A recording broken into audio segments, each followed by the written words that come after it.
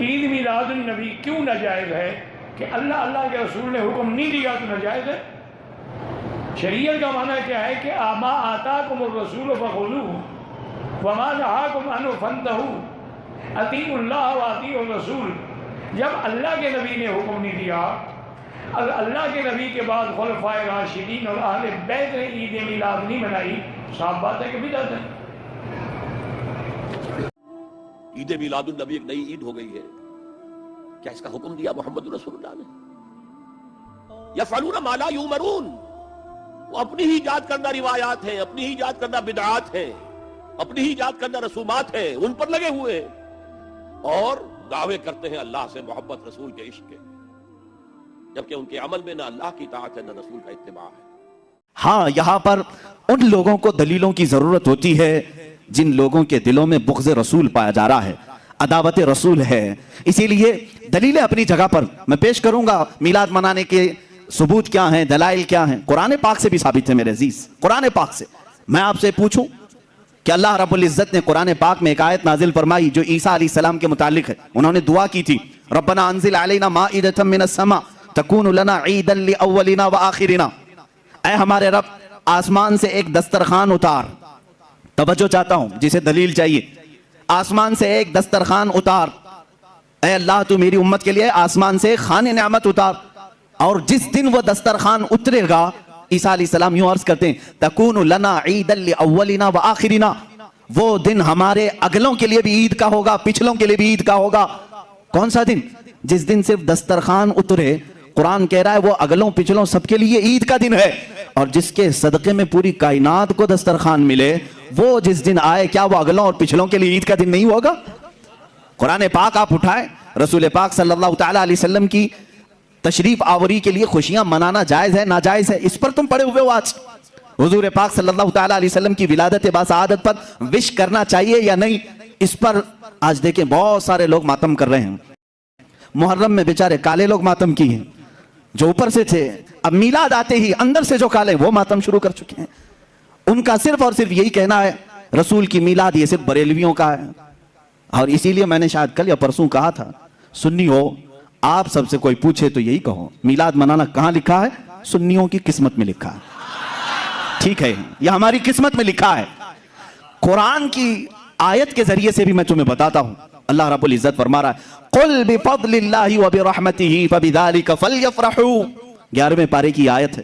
اللہ فرما رہا ہے اے رسول آپ فرما دیں اپنی امت سے کہ جب جب اللہ کا تمہارے پاس فضل آئے، اللہ کی رحمت اترے، فَبِذَلِكَ فَلْيَفْرَحُوا، اللہ تعالیٰ فرما رہا ہے، قرآن کی آیت لفظ پر توجہ دو، قُلْ بِفَضْلِ اللَّهِ وَبِرَحْمَتِهِ، اے محبوب آپ فرما دیں اللہ کا فضل جب اترے اور اللہ کی رحمت جب تمہارے اوپر آئے، فَبِذَلِكَ فَلْيَفْرَحُوا، تو یہ جیسے ہی ملے امت کو چاہیے کہ وہ خوب خوشیاں منائے۔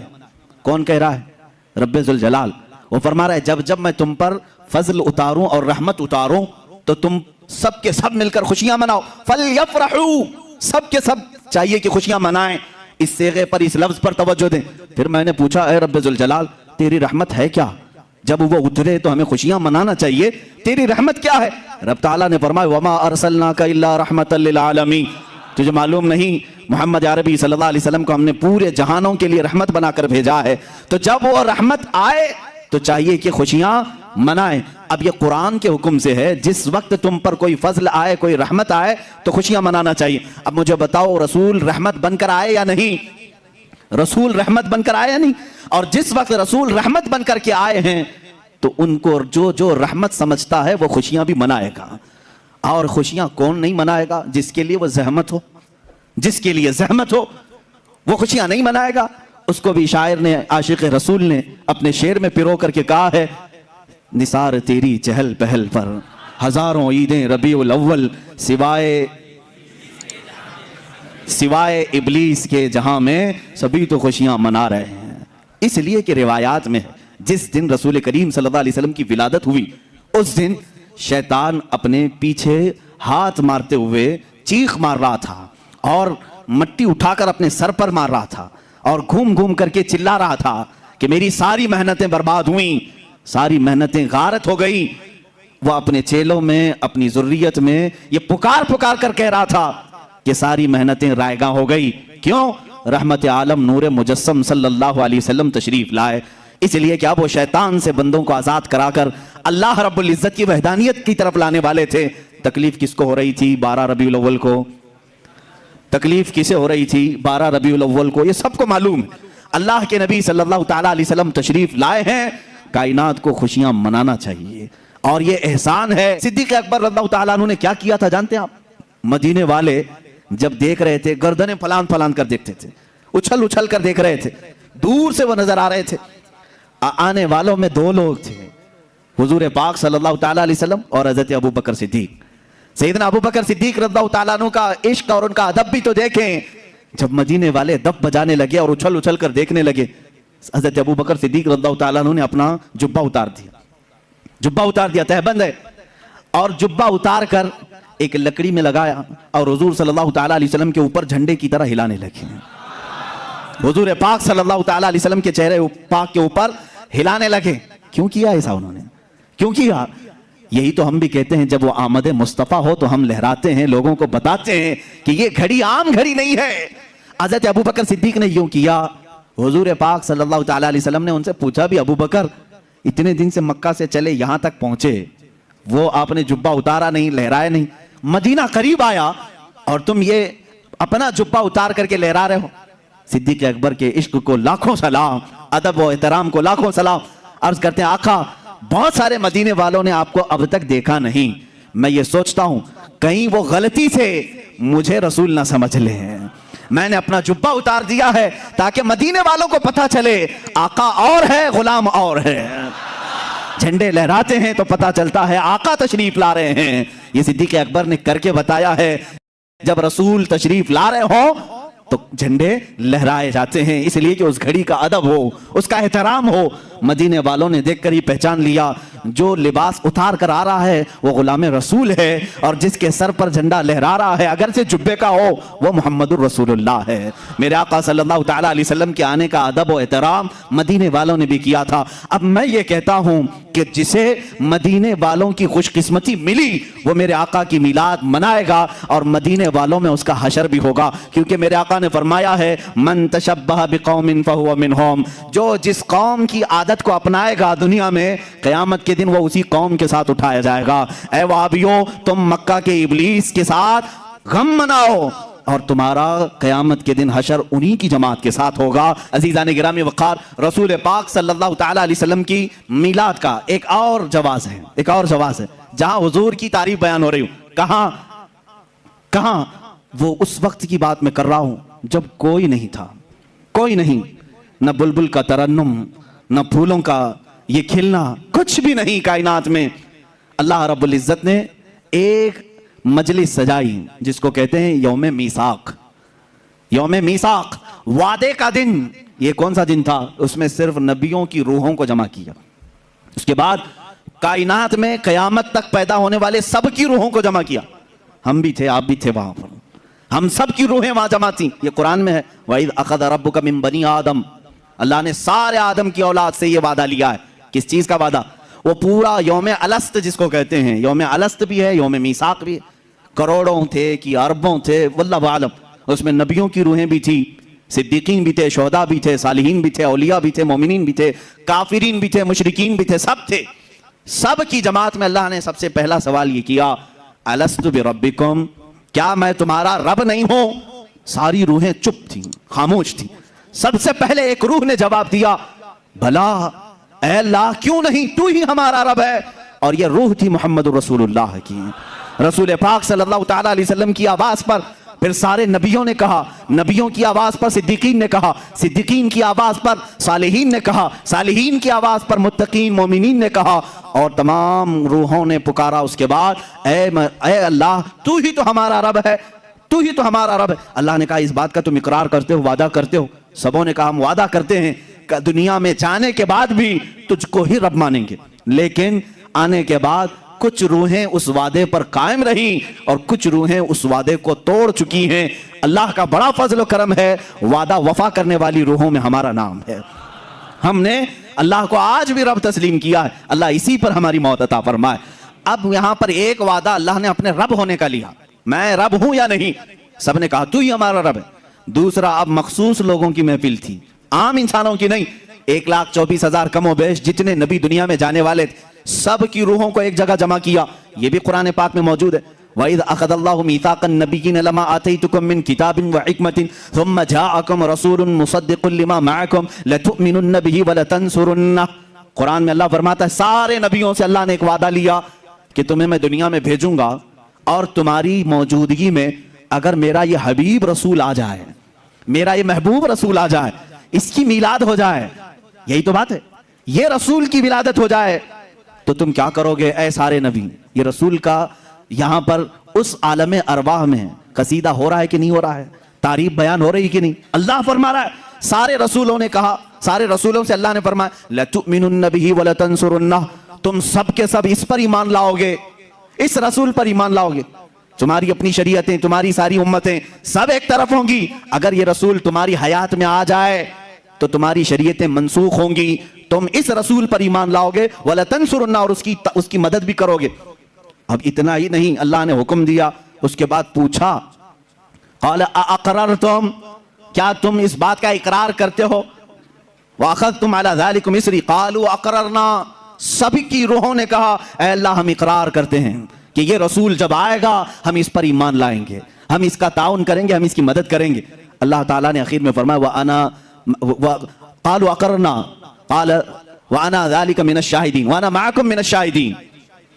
اللہ نے فرمایا یاد رکھو اس بات پر میں بھی تمہارے ساتھ گواہ رہوں گا. حضور پاک کی آمد کا تذکرہ کہاں ہو رہا ہے؟ حضور کی ولادت سے کئی ہزار سال پہلے, حضور کی آمد سے کئی ہزار سال پہلے. مجھے بتاؤ میلاد کی مجلس آج ہم سجا رہے ہیں, میں تو کہتا ہوں جب کوئی نہیں تھا تب بھی انبیاء کے درمیان اللہ نے اپنے رسول کی تعریف بیان کی. یہی تو مجلس میلاد کا مقصد ہے. رسول پاک صلی اللہ تعالیٰ علیہ وسلم کی ولادت پاک کے تذکرے یہ یوم الست میں بھی تھے, یوم میثاق میں بھی تھے.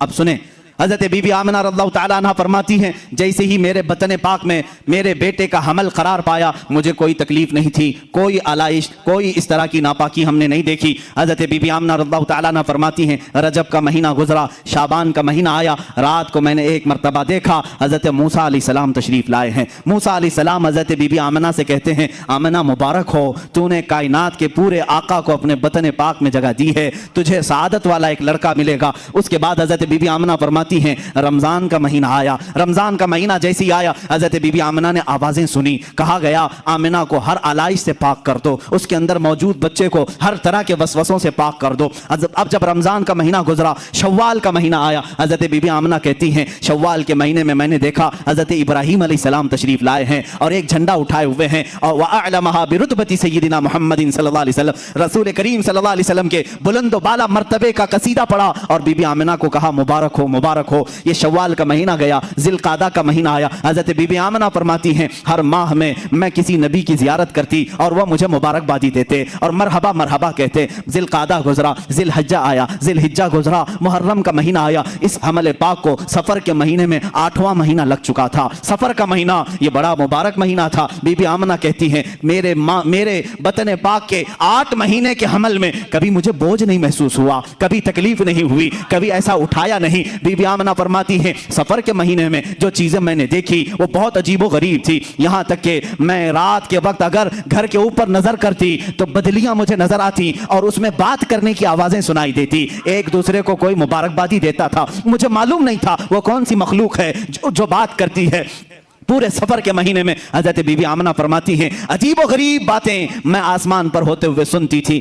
قربان جاؤ میرے عزیزو, جس ماں کے پیٹ میں ہمارا آقا جلوہ بار ہے اس ماں کی آنکھیں کیا کیا دیکھ رہی ہیں. حضرت ابراہیم کو دیکھ رہی ہیں, اسماعیل علیہ السلام کو, موسیٰ علیہ السلام کو, اور کائنات میں ہونے والے عجیب و غریب لمحات کو دیکھ رہی ہیں. اب سنو, ربیع الاول شریف کا چاند جگمگایا, ہلال ربیع الاول آیا. بی بی آمنہ فرماتی ہیں اچانک مجھے حوران جنت کے ترانے سنائی دینے لگے, وہ گنگناتی تھی थी, वो गुनगुनाती थी, रात भर मुझे मीठे मीठे तराने सुनाई देते। बीबी आमना फरमाती हैं रबीउल अव्वल की पहली गुजरी, दूसरी गुजरी, तीसरी गुजरी, ये दिन गुजरते गए, नबियों की बशारतें आई, यहाँ तक कि रबीउल अव्वल की 10वीं तक मैंने देखा जिब्राइल अमीन तशरीफ लाए हैं और उन्होंने देखा, सारे मलाइका से कहा सफ़ें बांध लो, अल्लाह का हबीब आने वाला है। अल्लाह अल्लाह। बीबी आमना फरमाती हैं मैं ये 2 रोज कबल से देख रही थी हुराने जन्नत के तराने, यहाँ तक कि 11वीं शब आई, 11वीं रबीउल अव्वल आई, उस दिन भी मैंने अजीब व गरीब बातें सुनी, अजीब व गरीब रोशनियां देखी। 12वीं शब आई, कहती हैं बीबी आमना रज़ियल्लाहु तआला अन्हा, मेरी पेशानी से अचानक एक नूर चमका, मेरे घर की दीवारों पर रोशनी हुई,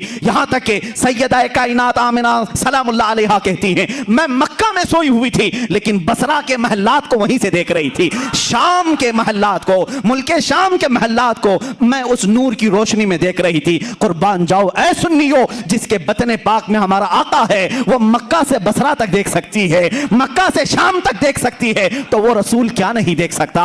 और कोई गैब क्या तुमसे नेहा हो भला, जब ना खुदा ही छुपा तुम पे करोड़ों दुरूद। बीबी आमना फरमाती हैं 12वीं शब आई, मैंने देखा मेरी पेशानी से एक नूर जगमगाया, उससे बसरा के महल्लात रोशन हुए, मैंने शाम के महल्लात को देखा। अब यहाँ से मक्का से बसरा काफ़ी 100 किलोमीटर है, शाम 1000 किलोमीटर से ज़्यादा है, इतनी दूर तक बीबी आमना देखती रही। रात के पहर गुजरते रहे, रात के लम्हात गुजरते रहे, वही रात है जिसमें हम और आप बैठे हुए हैं। यह 12वीं शब थी। बीबी आमना की कैसी शब रही होगी, अंदाज़ा तो करो। हज़रत आमना फरमाती हैं मैंने आँख उठाकर देखा तो मुझे फरिश्तों की सफ़ें नजर आई, जिब्राइल कह रहे हैं ऐ मलाइका सफ़ें बांध लो, अल्लाह का नबी आ रहा है, सफ़ें तरतीब दी जा रही हैं, सबके हाथों में मशाले हैं। और अचानक बीबी आमना फरमाती हैं 12वीं शब की आधी रात गुजरी होगी, हजरत जिब्राइल उतरते हुए दिखाई दिए। हजरत जिब्राइल आए, एक मशरिक में झंडा गाड़ा, एक मगरिब में झंडा गाड़ा, तीसरा काबे की छत पर झंडा गाड़ा, काबे की छत पे झंडा गाड़ा,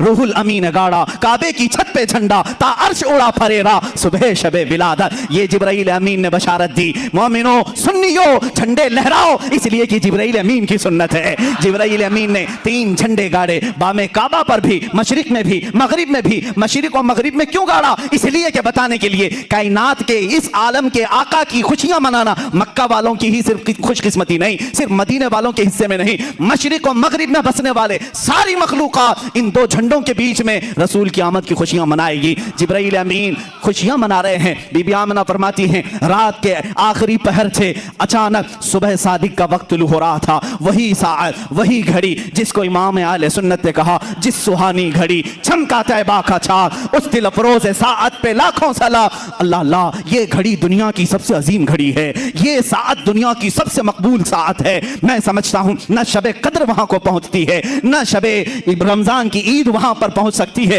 कोई घड़ी उस घड़ी का मुकाबिल नहीं हो सकती जिस घड़ी में कायनात का आका मौला जलवाबार हो रहा है। बीबी आमना फरमाती हैं सुबह सादिक हुई, मेरे अजीजों और माओं को डिलीवरी के वक्त और विलादत के वक्त दर्द शुरू हो जाता है, दर्द ज़ह जिसको कहते हैं, वो तड़पती हैं। लेकिन बीबी आमना फरमा रही हैं मैं ठंडक महसूस कर रही थी, खुशियां महसूस कर रही थी, पेशानी से लेकर तलवों तक ठंडक ही ठंडक थी। अचानक मेरे घर का दरवाजा बंद था, रात भर तो जन्नत की हूरों के तराने सुनती रही, फरिश्तों की सफ़ों को देखती रही, लेकिन कहती हैं सुबह सादिक होने लगी तो मैंने अचानक मेरे घर में 3 औरतों को आते हुए देखा। वो औरतें बड़ी हसीन व जमील थी, खूबसूरत थी और अजीब शान की थी। वो मेरे घर के अंदर आई, कोई मेरे दाएं खड़ी हो गई, एक बाएं खड़ी हो गई, एक सिराने के पास खड़ी हो गई। मैंने पूछा यह हज़रत आमिना फरमा रही है आने वाली खवातीन तुम कौन हो, इस तरह घर में कैसे आई हो? वो खवातीन कहती हैं ऐ आमिना न घबरा, हम तेरे आने वाले मौलूद की दाया बनकर आई हैं। हम कौन हैं तुझे बताती हैं। एक खातून ने कहा मेरा नाम सैयदा हव्वा है, मैं पूरी कायनात की माँ हूँ। दूसरी कहती है मेरा नाम सैयदा आसिया है जो जन्नत की पाकीज़ा खवातीन में से हो। तीसरी कहती है मेरा नाम सैयदा मरियम है जिसकी पाकी की कसम कुरान खाता है। ऐ मेरे अजीजों, ये 3 पाकीज़ा खवातीन बीबी आमिना के सिराने खड़ी हैं, विलादत बासआदत के वक्त दाया बनकर के आई है। क्या शान है आका तुम्हारी, क्या शान है आका तुम्हारी। हाँ, दुनिया में किसी को यह सआदत नहीं मिली होगी जिसको किसी अजनबी ने न छुआ। वो बीबी मरियम मेरे रसूल की दाया बनकर आई हैं, बीबी आसिया दाया बनकर आई हैं। अचानक मेरे सैयदा कायनात आमिना सलामुल्लाह अलैहा फरमाती हैं इन दायाओं से बातचीत हो रही थी, सुबह सादिक की घड़ी आई। अल्लाह अल्लाह, वो नूर खुदा, वो रहमत आलम, वो रसूल पाक जिसको कायनात के आका व मौला होने का शरफ अल्लाह ने अता किया, वो इस دنیا گیتی میں جلوہ بار ہوا. میری آنکھیں تھوڑی دیر کے لیے بند ہوئی. جب میں نے آنکھیں کھولی حسین گلاب سے زیادہ چمکتا ہوا چہرہ, وہ نور والا تشریف لا چکا تھا, وہ کائنات کو جگمگانے والا, وہ عالم بالا کا رسول, وہ عالم سفلا کا رسول, وہ عالم جنات کا رسول, وہ عالم ملکوت کا رسول, وہ عالم حیوانات کا رسول, وہ 18,000 عالموں کا رسول بی بی آمنہ کے بطن پاک سے جلوہ بار ہوا. لیکن کس شان سے؟ الگ ایسے عام بچوں کی طرح نہ سمجھو. بی بی آمنہ فرماتی ہیں میں نے نظر اٹھا کر دیکھا چاند سے زیادہ حسین چہرہ ہے, نہ جسم پاک پر پیٹ کی کوئی گندگی یا آلائش لگی ہوئی, کچھ نہیں, بلکہ وہ نہا کر کے چمکتے ہوئے بوندوں کے ساتھ آیا ہوا تھا. ایسے تارے ٹپک رہے تھے, تاروں کی طرح چہرے پاک پر پانی کے قطرے جھلملا رہے تھے. بی بی آمنہ فرماتی ہیں میں نے نظر کیا حضرت آمنہ وہ جو تصویر کھینچی ہے, صدا قربان جاؤ میرے عزیزو, کائنات کے آقا و مولا کی تصویر, ان کی ماں سے زیادہ حسین کون بتا سکتا ہے؟ حضرت آمنہ کہتی ہیں میں نے عجیب و غریب بات دیکھی, میرا شہزادہ جب جلوہ گر ہوا عام بچوں کی طرح روتے چلاتے نہیں آیا, بلکہ سب سے پہلے میں نے سنا ان کی زبان پر تھا امتی امتی امتی امتی امتی امتی. اس کے بعد میں نے ان کو سجدے کے عالم میں دیکھا. کون ہے وہ بچہ جو پیدائش کے دن اپنے مولا کے ہاں سجدہ ریز ہے, پیشانی زمین پر ہے, کائنات کے آقا و مولا ایک دن کے ہیں آج لیکن سجدے کے عالم میں ہیں. حضرت آمنہ فرماتی ہیں جیسے ہی یہ 3 دایاؤں نے اٹھایا, اللہ اللہ, بی بی آمنہ فرماتی ہیں خوشی سے میں جھوم گئی, نہ درد تھا نہ تکلیف تھی, لیکن اس حسین گلاب کو دیکھنے کے بعد روح میں اور ایک خوشی اور فرحت و انبساط آ گیا. اس کے بعد کہتی ہیں میں نے نظر کیا ناف کٹی ہوئی تھی, جب وہ بچوں کی ناف ہوتی ہے کاٹا جاتا ہے 6 دن کے بعد, آپ ناف بریدہ تھے, اور میں نے دیکھا رسول پاک صلی اللہ تعالیٰ علیہ وسلم ختنہ شدہ پیدا ہوئے تھے, مختون تھے, اور میں نے دیکھا. بی بی آمنہ فرماتی ہیں رسول پاک کے چہرے کو آنکھوں میں سرما پہلے سے لگا ہوا تھا, مکحول مدہون مختون ملفوف